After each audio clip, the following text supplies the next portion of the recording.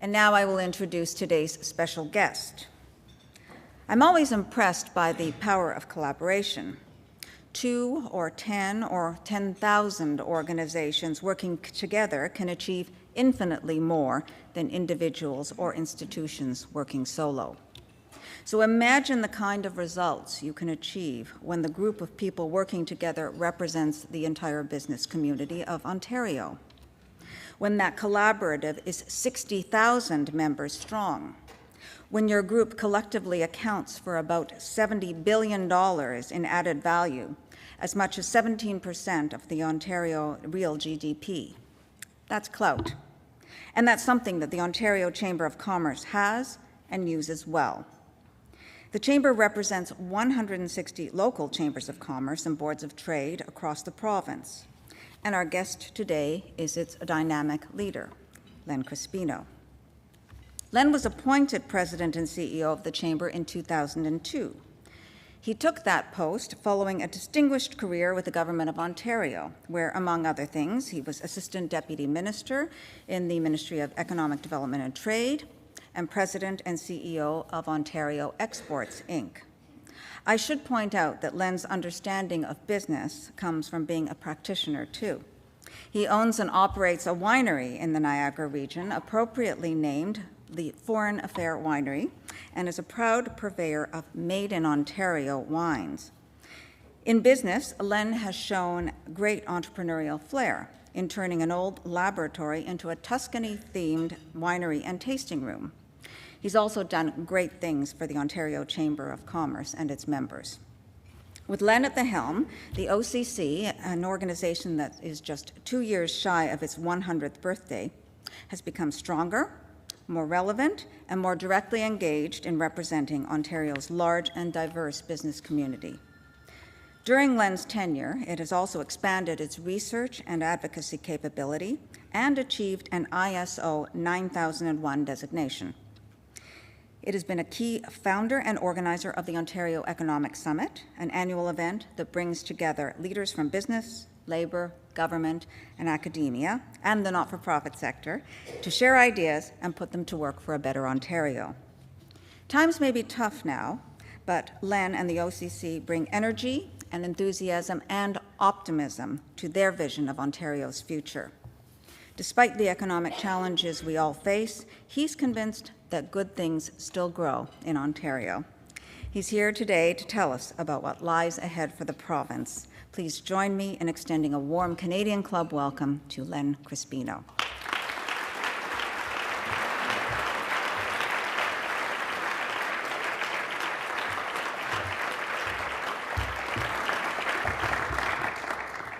Helen, thank you very much. And for those of you that perhaps attend these just from time to time, this is one of the greatest gatherings, Canadian Club, that this province has. And I think a lot of tribute goes to you and the predecessors like Alan and others. So thank you for contributing to this province in this fashion.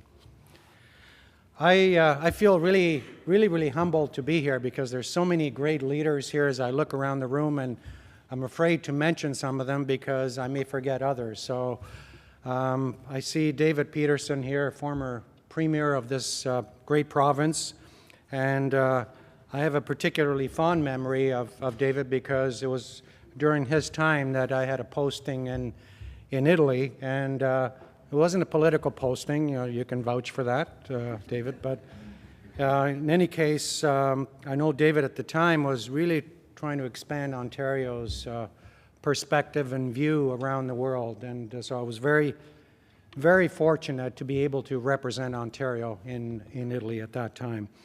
And of course, people like Ken Walenza, the president, not so new anymore, mired in all sorts of activity, but we're very pleased, Ken, that you're with us here today. And of course, a number of colleges and universities that are represented. So thank you all for being here, and thank you for helping to make this province one of the best provinces and jurisdictions in the world. So the ability to leading companies, corporations, municipalities, or associations is really no small task at any time, but particularly so today. Each one of you has a great weight on your shoulders. Your employees, members, and shareholders have placed their future in you. Your directors have placed their faith in you. Your communities have placed their hopes in you, and your families have placed their dreams in you. That's an awesome responsibility. And today, I'm afraid I'm going to ask permission to add to that burden. Today, I contend Ontario's potential also rests on your shoulders.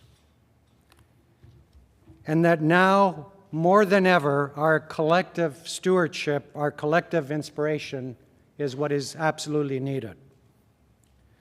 So today, I'd like to talk to you a little bit about a vision that the Ontario Chamber of Commerce is working on, a vision for a great province and the power each one of us has in this room to bring this dream to reality. In our own organizations, we consider a vision pretty much an essential element of what we do day in, day out. We wouldn't think about embarking on a bold initiative without first knowing where we wanted it to take us. In my life outside of the chamber, it is our dream, it's our vision that guides the decisions we make at our own winery each and every day. So why should the province be any different? Now is the moment when a dream is most needed in Ontario. And you know, it's quite easy to get mired in the day-to-day challenges facing our organizations, our economy, our province. And let us not for 1 minute downplay the extreme difficulties being experienced by our communities, by our families, by our friends, by our neighbors. They are suffering real pain and uncertainty. We must continue to find ways in which we can rise above those challenges.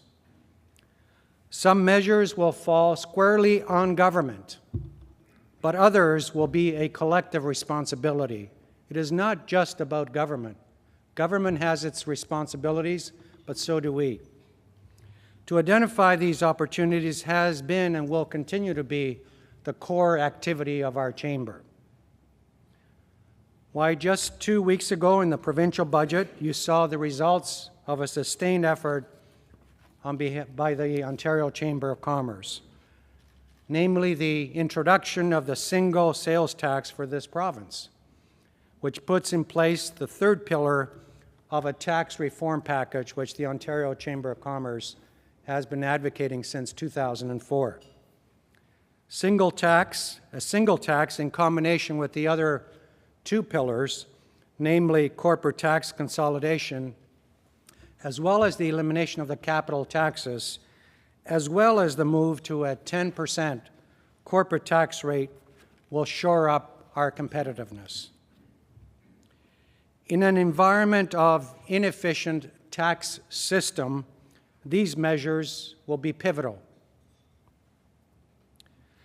But while this work continues to be at the heart of what we do at the Chamber, at the heart of what we do, you and I, in our own collective efforts, we also believe that we have a responsibility to look further down the horizon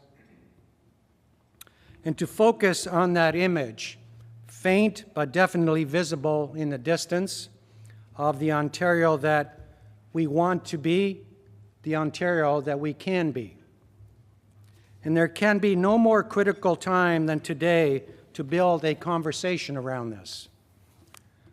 And I'd like to recall the words of a former Premier of Ontario, and I quote, "Today's problems are different than those of a dozen years ago, and tomorrow's will be quite different from those of today."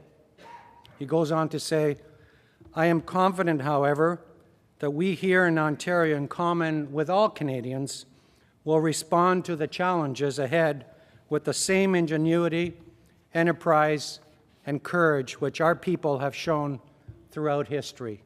End of quote. Now, those words might have been said just yesterday by Premier McGuinty or any of the other political leaders, but in fact, they were spoken in 1961 by then Premier Leslie Frost. I would assert that these are just as valid today as they were then. Ontario is a place of ingenuity, of enterprise, and of courage. We consider ourselves an integral part of a country that we love. And we know that our future determines in large part the future of all Canadians. We will overcome the challenges currently facing our province.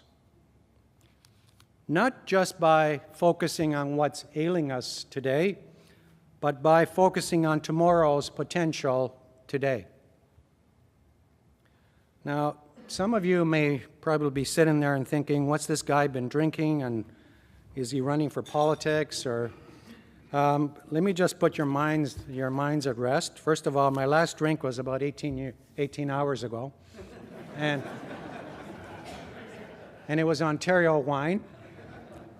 And no, I'm not running for politics. Instead, I truly believe that our chamber network is best positioned to take a lead on this effort. No one but the chamber bridges political divides, philosophical divides, and geographic divides.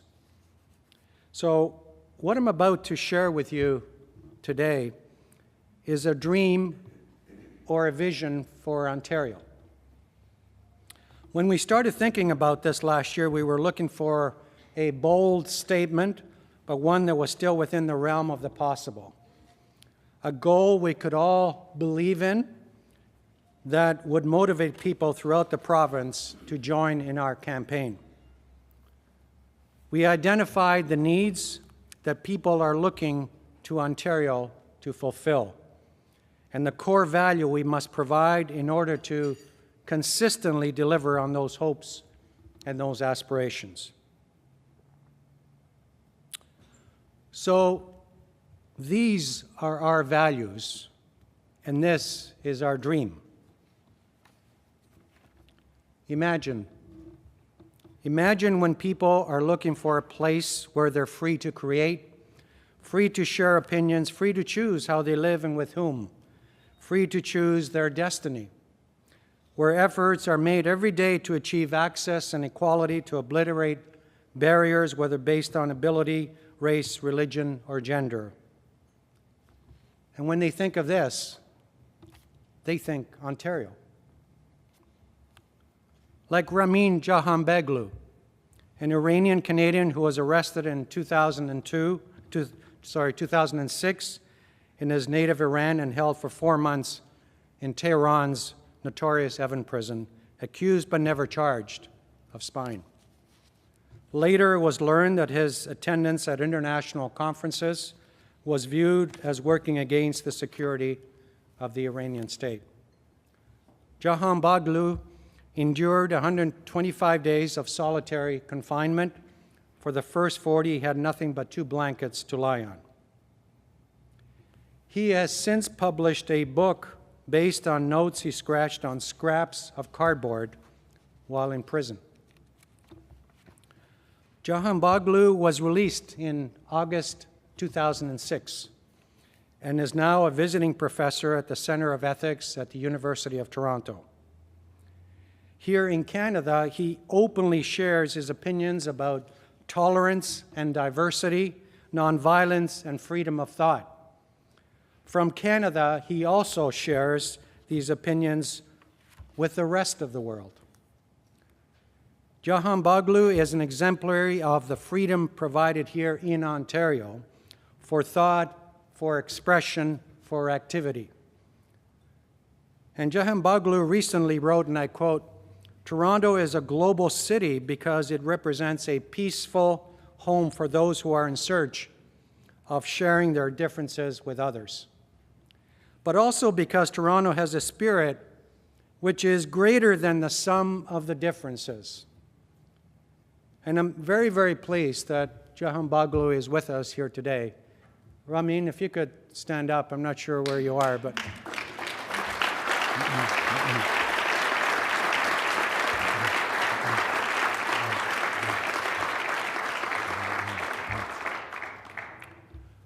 Imagine when people are looking for a place that welcomes them, no matter their skin color, no matter their religion, that allows them to retain their cultural identity while living and working side by side with people from other religions, other cultures, all within a larger multicultural community or cultural mosaic, where they can express their individual and collective aspirations and manifest their dreams. And when they think of this, they think Ontario. My own story goes back to the mid-50s when my family immigrated to Canada. We arrived at Pier 21, 1957, made our way by train from Halifax to cross the road from here at Union Station. So Union Station, for me, represents a tremendous symbol, and I'm sure it does for a lot of other people that perhaps are here today who have immigrated to this great country, this great province, and this great city. So for us, it was an arrival at a place where there was hope. There was hope, there was energy, there was the ability to start a business, there was the ability to move ahead, an ability to see your dreams come to life. And for my parents, there was nothing better than to see their children succeed here in Canada. And so I am forever grateful to this great province for the opportunity that's provided to me and to my family. And at that time, some of you may know, immigrants would come here with the idea of making some money and then going back to their home country. Very rarely did they go back. They stayed. They stayed for a variety of reasons, mainly because this was a place of opportunity.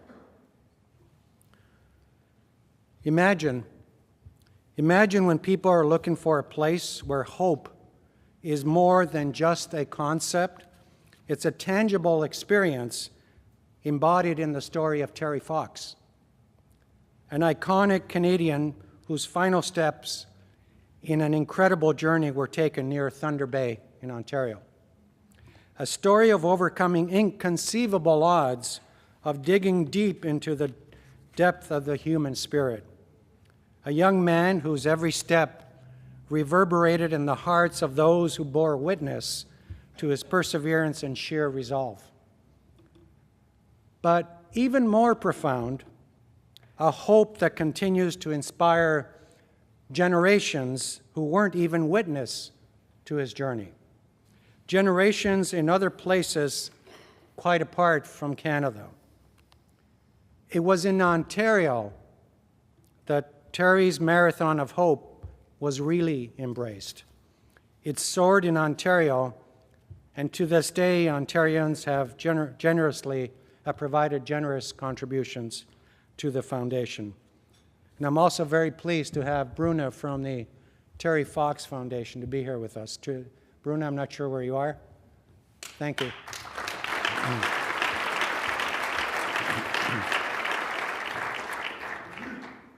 On this note, I just want to take you back almost 30 years ago. The date was July 11th, 1980. The place was just about a kilometer north of here, Nathan Phillips Square. It was day 91, kilometer number 3,442, which are the number of kilometers Terry had walked up to that point. And I know that there are probably a number of you, I was there on that day, and that memory of hope and the ability to move forward under duress, under difficult circumstances, I think is forever embedded within our Canadian DNA, something that we will always and never forget. Terry Fox embodies the notion of hope, and when people think of a place that makes faith possible, and when they think of this, they think Ontario. Imagine when people are looking for a place where they can invest their time and their money, where the risks they take are sure to be encouraged and rewarded, where their dreams can be made possible and shared. And when they think of this, again, they think Ontario. It was Ontario where Thomas Bata came to build his shoe empire in the late 1930s, expanding the family business here from the Czech Republic. When in 1945 the Czech factories were nationalized by the communist government, the company headquarters also moved to Ontario. At its height, the Bata retail chain had 250 outlets and a production facility in this very province.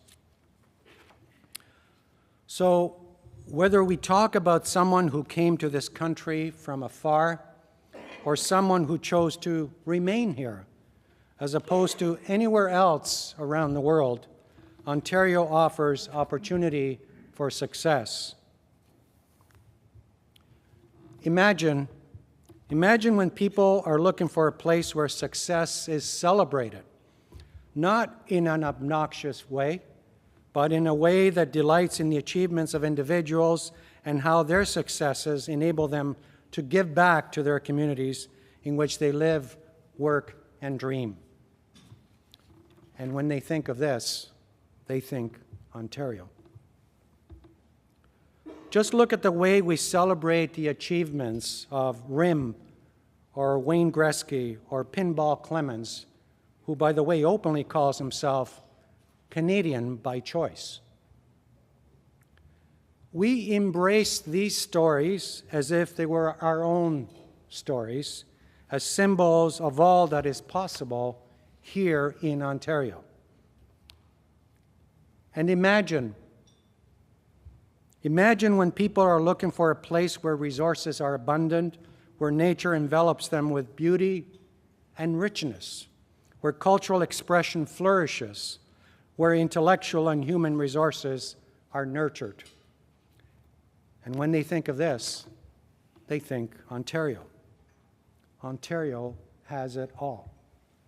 A major city ranking in the top 5 in North America and on par with the economic powerhouses of the world. Charming small towns and mid-sized cities. Industry, finance, a massive post-secondary education system, all of which are the envy of the world. Fantastic agricultural land, a mother lode of natural resources, and thousands of acres of pristine wilderness. A free and open society. While most places in North America could point to several of these assets, very few could count on all of them. In the view of our chamber, these qualities provide the possibility for a dynamic dream for this province. A dream that's bold and believable, audacious and achievable. This is our dream. Ontario is a magnet for the world. Whether people are looking to invest, to grow a business, to travel, to work, or to start a family, they look to Ontario for the reasons I've just described. Ontario is a magnet for the world. It is also these very aspects that keep so many people here in Ontario. Second and third generations Ontarians who could choose to live anywhere else in the world, but instead have chosen to live here and stay here. Ontario is a magnet for the world. And Aboriginal Ontarians who day in, day out, toil to build a better place for their children and grandchildren. Ontario is a magnet for the world. Now, that doesn't mean that we're perfect or that we in society live up to this reputation without fail. We have many, many blemishes. Multiculturalism, access and equality, hope, and above all, opportunity. This is the soul the soul of Ontario. But we still must work together to get it exactly right. This is meant to be a message of hopefully inspiration as well as aspiration.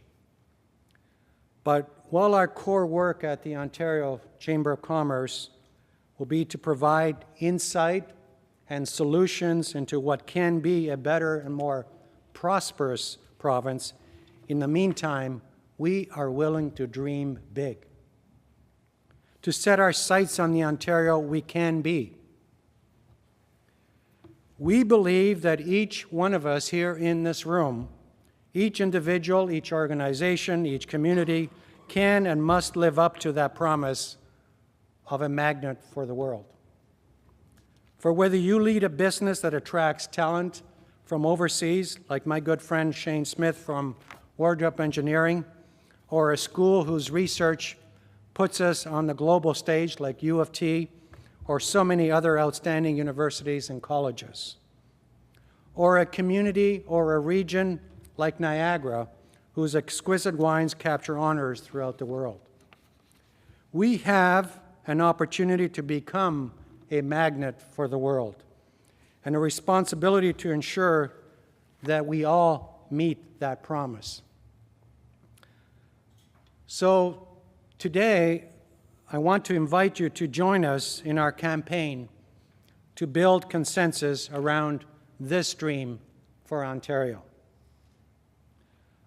I want you to share your stories and the things you are doing to be a magnet for the world, whether on an individual level, on an organizational level, or at a broad community level.